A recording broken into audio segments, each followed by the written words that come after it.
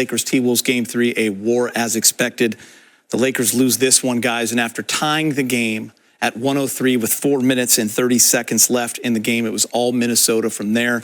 They go on a 13-1 run. The Lakers 0 field goals made in the last 4 minutes and 30 seconds. But the story for me, unfortunately, in this game, and you guys can take it where you want to go, are the turnovers. And Stu and Bill talked a lot about it.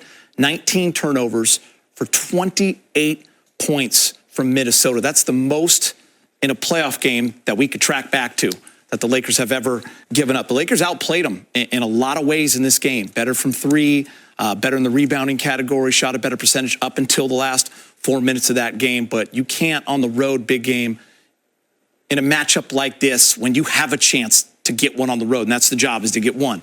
They were right there to do it. But Minnesota took advantage and Ant closed it. Yeah. The Lakers' mission going into Minnesota is to try to get home court advantage back. They didn't do it tonight. They still have a chance. Yeah. So, I mean, you got to put this one behind you quickly and make adjustments for the next one. Geeter, the turnovers, you cannot win a game when you turn the ball over like that, especially when you're conceding 28 points off of those turnovers and 56 points in the paint.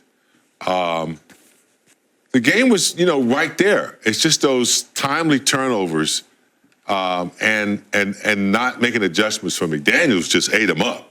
He just ate them up in the paint. Tied a career high 30.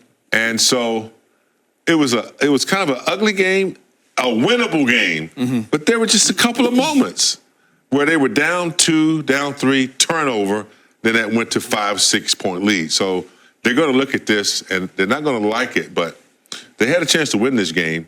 They just couldn't take care of, some departments. Turnovers is one of them. And Byron, I'm interested to get a coach's perspective because as a fan or just watching the game like we are, so many of those turnovers seem like careless basketball plays. A lot of them happen right under the T-Wolves basket.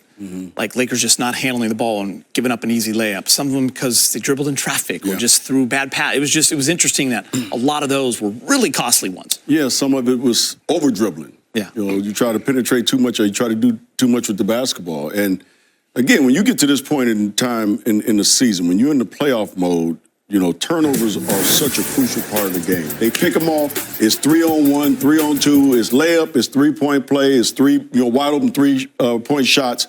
And those are the type of situations you don't want to keep putting yourself in. And I said before the game, I said, look, there's two guys on that bench that you really got to pay attention to, Jaden McDaniels and Naz Reid. I said, those are the two guys, if you can just limit their touches and their activity on the offensive end, despite the way we play, we still win that game. But when you give up 41 points combined with those two guys, it makes it that much harder. It makes it that much harder. We saw in game 2, when you control those guys, what the game can look like for the Lakers. I mean, Brez, when you look on the other hand, the Minnesota Timberwolves, they gave 2 turnovers at the end by not shooting, so they ended up in double digits. But they were single digits in turnovers, just 9. So that's a huge difference in the game. And also in that last 4 minutes and 30 seconds, Brez, so many empty possessions for the Lakers where they really weren't getting a shot off. And they were in this game to win it, never scored again. Yeah, Luka scored a little over 4.5 left. Nice little 7-foot fadeaway. Lakers scored at 1 point the rest of the way. Austin Reeves free throw. 0 for 6 down the stretch for the Lakers. They're going to look at that, what happened in the half court. Why did it break down? I think the really sad part for the Lakers tonight, LeBron, 38 points in 41 minutes, tack on 10 rebounds, 4 assists. I mean, the guy played out of his mind, knowing probably full well Luka not feeling the greatest.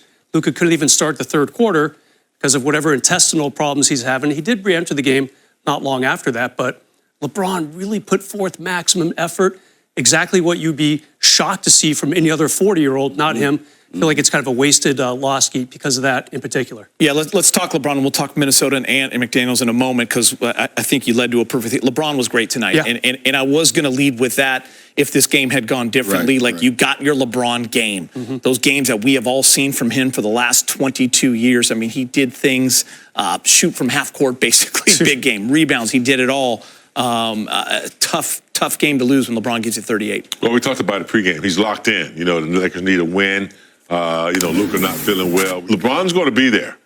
He's going to be there. It's just the rest of the guys have to. And I mean, he had a couple turnovers as well. But he's so dynamic in what he does and how he reads situations.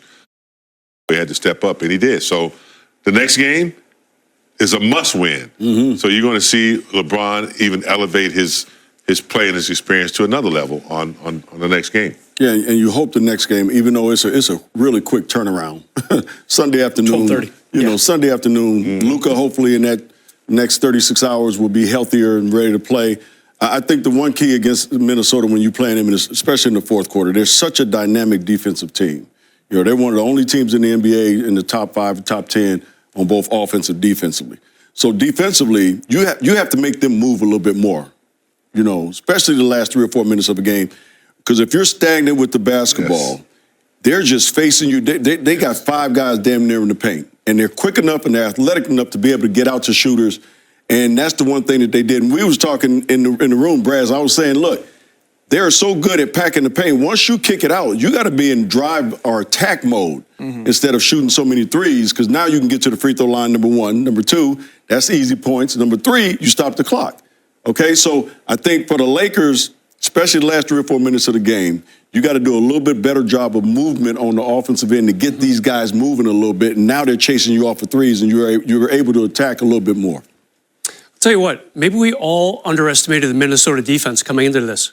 You know, they're holding the Lakers to about 97 points over these first 3 games on average. It's not even Rudy Gobert. No. He's not the problem.